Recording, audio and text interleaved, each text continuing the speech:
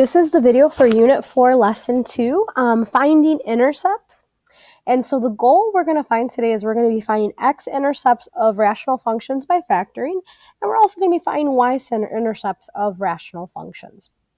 So just kind of a reminder, so x and y-intercepts, we've been finding for a little bit. We found them with polynomials.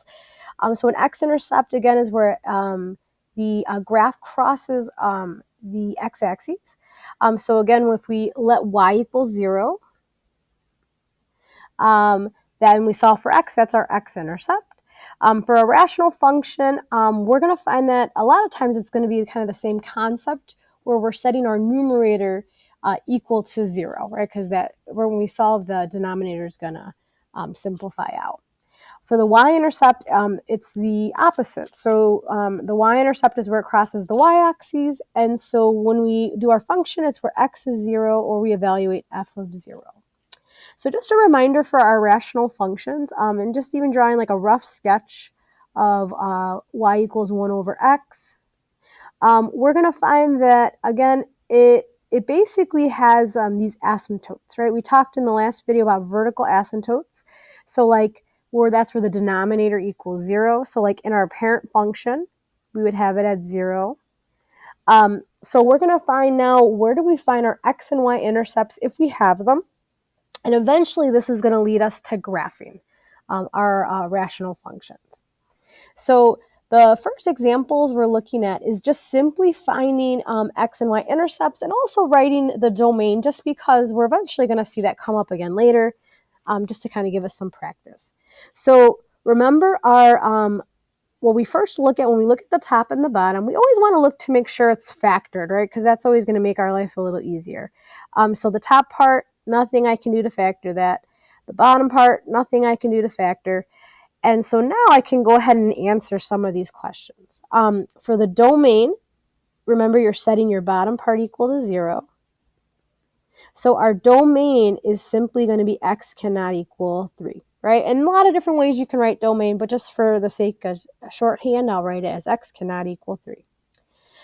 For our x-intercepts, again, that's what do we get when our y value is 0? So if I set this rational function equal to 0, I'm going to do this the longhand way first, just to kind of show the idea behind it.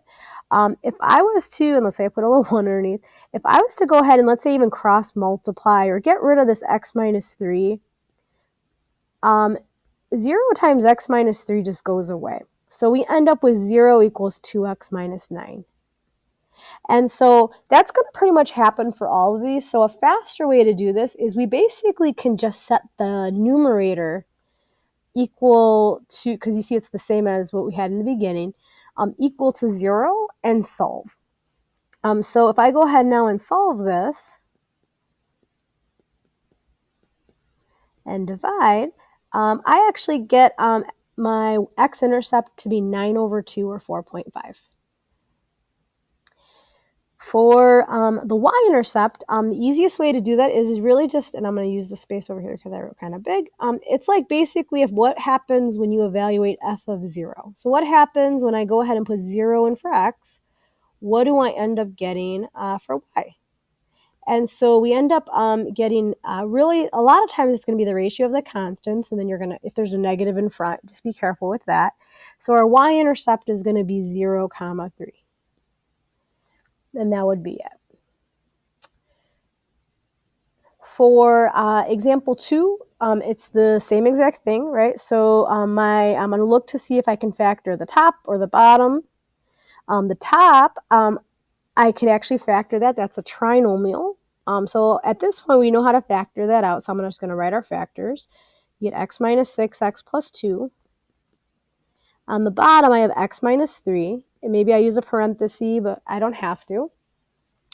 And now I can go ahead and find all these pieces. So my domain is when I set the bottom equal to 0. I'll kind of highlight here. So if I set x minus 3 equal to 0, I'm going to get x cannot equal 3. Right? Lots of ways to write that domain, but I'll just write x cannot be 3. So all the other numbers will work. For the the x-intercept, I'm going to set my numerator equal to 0. So x minus 6, x plus 2 equal to 0. I get actually x is 6 and negative 2. So my x-intercepts are 6, 0, and negative 2, 0. And then for the y-intercept, same thing that we did on the above problem. I'm going to take this space because I wrote it a little large. And so I'm going to evaluate f of 0. So that's what do we get when x is 0. And if I was to go ahead and put all of that in, it ends up working out that I end up with negative 12 over negative 3 or a positive 4. So my y-intercept is 0, 4, x-intercept 6, negative, and negative 2, and my domain is it cannot equal 3. For the last example, same thing. I'm going to go ahead and first see if I can factor this out. So if I go ahead and factor the top part, I could actually see that this is going to be a trinomial. So I'm looking for factors of 30 that will add to 17. I'm going to use 15 and 2. And then I'm going to go ahead and use grouping, all that stuff. I won't show the whole grouping step because obviously, we did factoring for quite a bit of time already. But it does come out to be 2x plus 5 and 3x plus 1, right? So again, this one, I won't show all the steps, but you do have to use grouping for that. So I won't show all that, but look at your factoring notes that we just finished, and that might kind of help you with that. The bottom part, we're going to actually end up using the GCF. So we have 3x goes into both. And so I factored the bottom. And now we can go ahead and answer all of our questions. So the domain, if I set each of these to 0, I'm going to find that I'm not allowed to have 0 and I'm not allowed to have 2. For the x-intercept, I'm going to set the numerator equal to 0. So I have 2x plus 5 equals 0. So negative 5 halves. 3x plus 1 equals 0. So negative 1/3. So I have 2 x-intercepts. And you can also write them as a decimal if you like. Negative 5 halves and negative 1/3. And then my y-intercept is what happens when I evaluate f of 0. And it's basically like putting in 0. So on the top, I would be left with 5. On the bottom, I'd get 0. So this would actually be undefined. So what that means is there's no y-intercept.